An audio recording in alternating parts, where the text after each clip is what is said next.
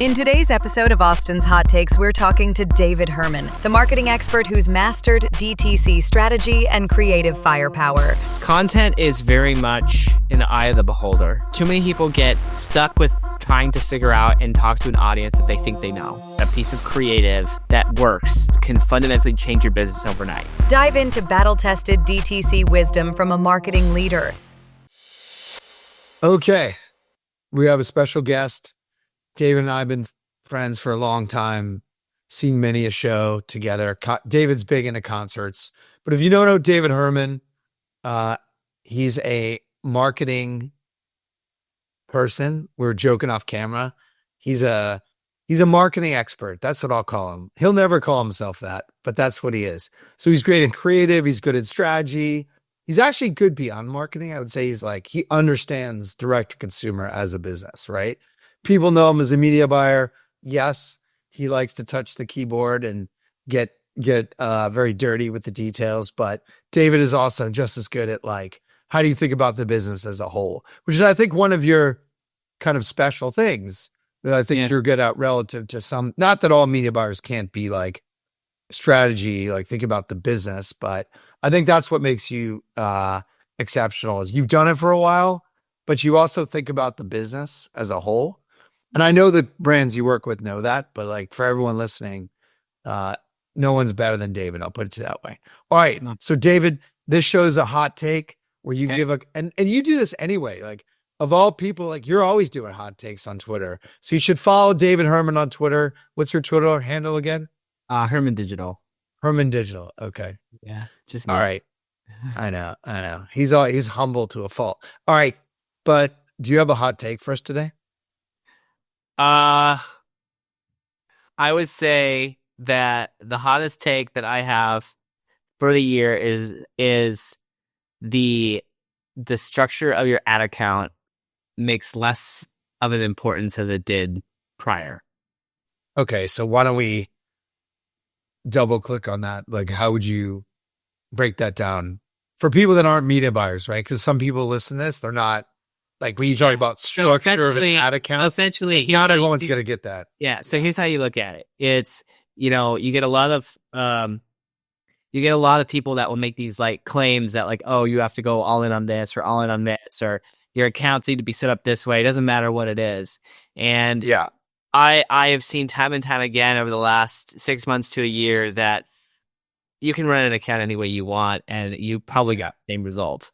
And I think that so many businesses will get audits and agency audits of their businesses, and they're well, our account is not set up this way or this way. I see. And so I think that, to me, a hot take is yes, there's some semblance of clean structure of stuff like that, ad names and stuff like that. But in terms of getting sold a bill of goods that you have to only set things up a certain way because that's the only way to be successful for your business online. I see. That's really the case. All right. So I'm going to translate this for people that aren't savvy in media buying. So what you're saying is a lot of agencies or third parties will come in and say, oh, your account's set up all wrong. Your structure of meaning the amount of ad sets you have or campaigns you have, right? Yep. Or how you've sliced and diced your creative into different groups, just for people that aren't media buyers. Yeah. I'm trying to say in a layman's terms, right? Yep. So I'll just say this is the easiest way to put it is the way you structure your house and online ads has less to do with the amount of walls you have up and more to do with the quality of the creative that you're getting. Got it. So you're saying people are under-indexing on, and you and I talked about this a lot.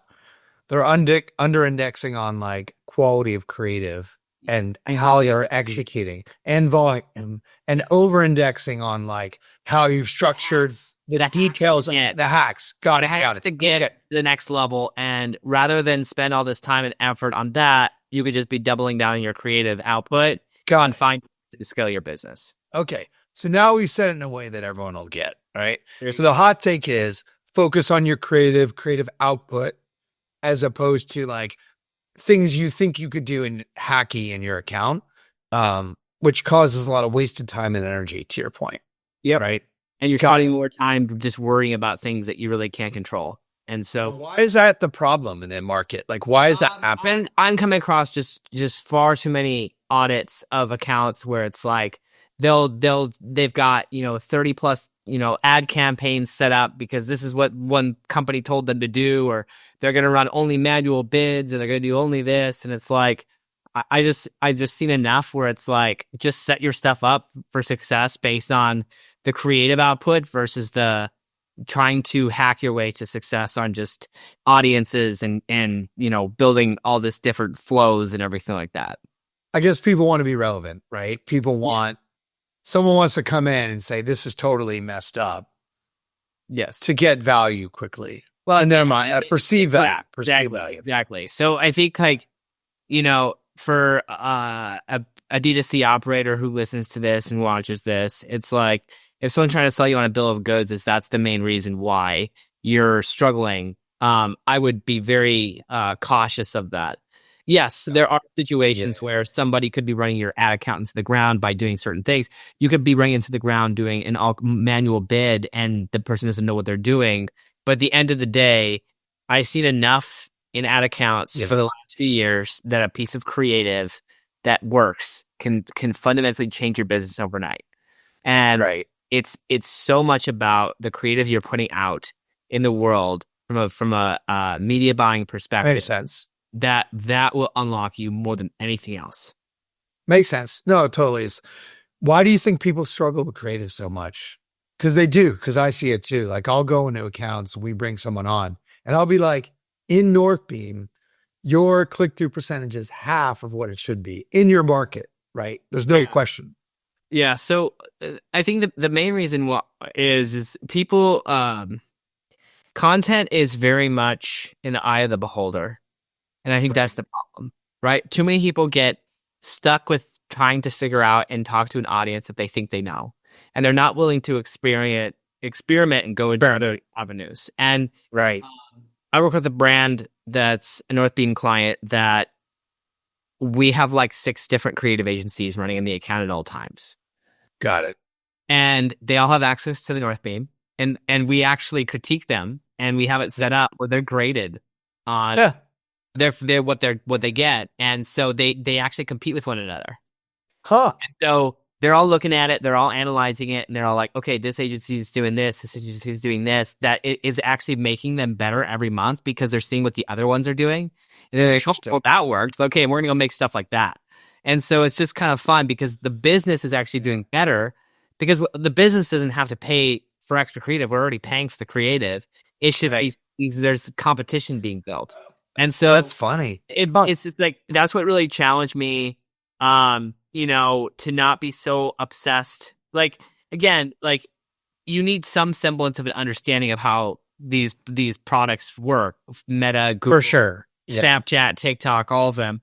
But like, just getting yourself into a situation where you're just creating more and more tests, doubling down on tests, scaling what's there, and just not feeling like you need to like, hey, this ad works, so now I'm going to scale this thing across 50 different audiences and things like that. It doesn't work with that anymore.